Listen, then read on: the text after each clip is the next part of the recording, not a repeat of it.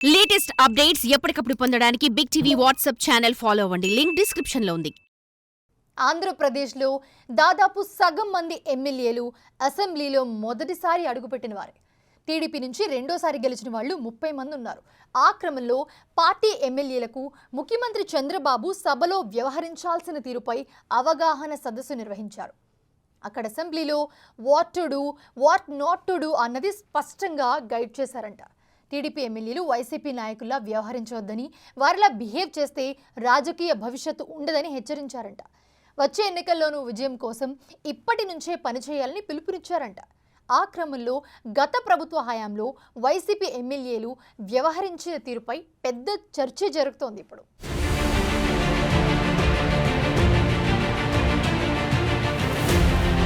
YCP అధికారంలో ఉన్న 5 ఏళ్లలో పార్టీ అధ్యక్షుడు జగన్, ఇతర పార్టీ పెద్దలు తమ ఎమ్మెల్యేలు, ఎమ్మెల్సీలతో మీటింగ్లు పెట్టారు. అప్పుడు సీఎంగా ఉన్న జగన్ ఏ మీటింగ్ పెట్టినా ప్రతిపక్ష నేతల్ని తిట్టడానికే టైం కేటాయించారు. అసెంబ్లీలో కూడా ప్రతిపక్ష నేతలపై ధ్వజమెత్తడానికే ప్రాధాన్యత ఇచ్చారు. అప్పట్లో సభలో లేని పవన్ కళ్యాణ్పై వ్యక్తిగత దూషణలు చేశారు. వైసీపీ ప్రజాప్రతినిధులకు కూడా ఎవరిని ఎప్పుడు ఎలా తిట్టాలో పార్టీ పెద్దలు గైడ్ చేసేవారట.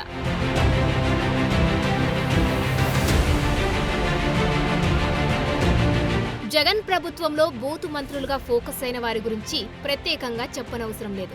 కొడాలి నాని, పేర్ని నాని, అనిల్ యాదవ్, రోజా, గుడివాడ అమర్నాథ్, అంబటి రాంబాబు లాంటి వారితో పాటు పార్టీ ఫిరాయించిన వల్లభనేని వంశీ, ఇలా బూతు పురాణం వల్లవేసిన వారి లిస్టు చాలా పెద్దగానే కనిపిస్తుంది.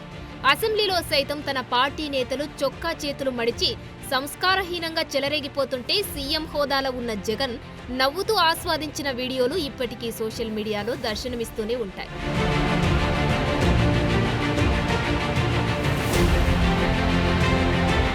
కర్ణుడి చావుకి కారణాలు అనేకమన్నట్లు ఎన్నికల్లో వైసీపీ పతనానికి కూడా చాలా రీజన్స్ కనిపిస్తాయి. మొండితనంతో, అనుభవరాహిత్యంతో జగన్ తీసుకున్న నిర్ణయాలు, అటకెక్కిన అభివృద్ధి, అవినీతి అక్రమాలు, ఇసుక, మద్యం పాలసీలు, ఇలా విశ్లేషకులు జగన్ ఓటమికి రకరకాల కారణాలు చెబుతుంటారు. అయితే వైసీపీ నేతలు వ్యవహరించిన తీరు, వారు వాడిన భాష ప్రజల్లో ఏవగింపు కలిగించి ఆ పార్టీపై విరక్తి వచ్చేలా చేసిందనేది కాదనలేని వాస్తవం. బటన్ పాలిటిక్స్ తో అధికారం శాశ్వతంగా తమకే ఉంటుందని గుడ్డిగా నమ్మిన జగన్ తనతో పాటు తన పార్టీ ఎమ్మెల్యేలతో ప్రత్యర్థులను తిట్టించడానికే ప్రాధాన్యత ఇచ్చి దానికి తగిన మూల్యం చెల్లించుకున్నారు.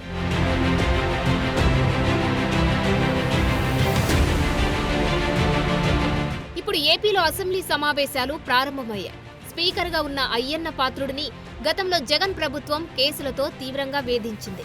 ఇప్పుడు అయ్యన్న సభాధ్యక్ష స్థానంలో ఉండడంతో ప్రతిపక్ష నేత హోదా కూడా లేని జగన్ సభలో మైకు కావాలంటే సాధారణ ఎమ్మెల్యేలా చేయెత్తి అధ్యక్ష అని అడుక్కోవలసి ఉంటుంది. దానికి ఈగో అడ్డం వచ్చిన మాజీ ముఖ్యమంత్రి ప్రతిపక్ష నేత హోదా కోసం మంకు పట్టి అసెంబ్లీకి రానంటున్నారు.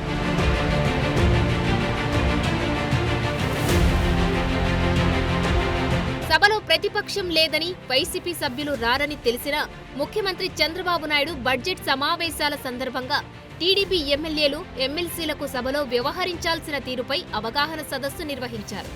ఈసారి అసెంబ్లీలో ఉన్న 175 మంది ఎమ్మెల్యేల్లో దాదాపు సగం మంది మొదటిసారి గెలిచిన వారే.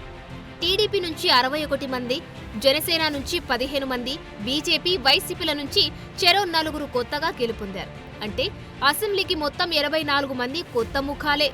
ఇక టీడీపీ నుంచి గెలిచిన వారిలో 30 మంది రెండోసారి ఎన్నికైన వాళ్లే. అందుకే స్పీకర్ అయ్యన్న పాత్రుడు అధ్యక్షతన ఎమ్మెల్యే, ఎమ్మెల్సీలకు వర్క్షాప్ నిర్వహించిన చంద్రబాబు అందరికీ గట్టి క్లాసే పీకారట.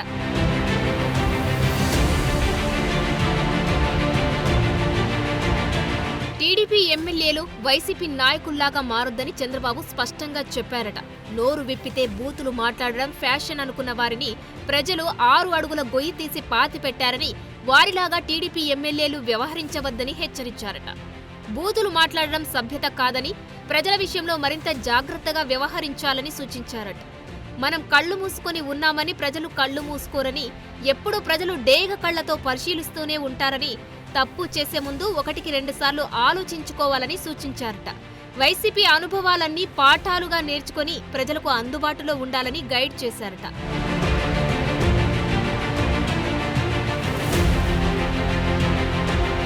ముఖ్యంగా తొలిసారి ఎన్నికైన వారికి, రెండోసారి ఎన్నికైన వారికి ఈ శిక్షణా తరగతులు నిర్వహించారు. ఈ సందర్భంగా చంద్రబాబు తన అనుభవాలను పంచుకున్నారట. సభలో ఎలా వ్యవహరించాలో, ప్రజల సమస్యలను ప్రస్తావించడం ద్వారానే నియోజకవర్గంలో పునాదులు బాగా పడతాయని మార్గనిర్దేశం చేశారట. పెరిగిపోయిన సాంకేతిక విప్లవం ప్రతి క్షణం మనం ఏం చేస్తున్నామో ప్రజలకు చెబుతోందని, దాన్ని దృష్టిలో ఉంచుకొని అలర్టుగా ఉండాలని పేర్కొన్నట్లు చెబుతున్నారు. అలాగే ఎమ్మెల్యేలకు సబ్జెక్టు నేర్చుకోవాలనే ఆసక్తి రాను రాను తగ్గుతోందని, ఎమ్మెల్యేలు నిరంతరం నేర్చుకుంటూనే ఉండాలని సూచించారట.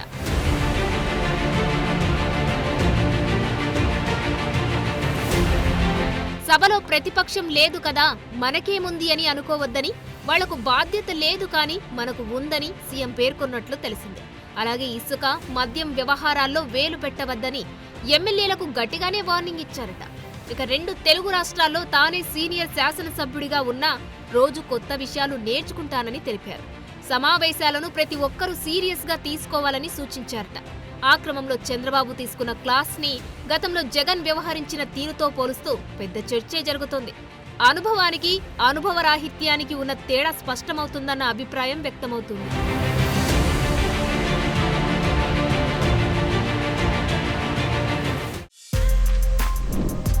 For more videos like this, subscribe Big TV channel.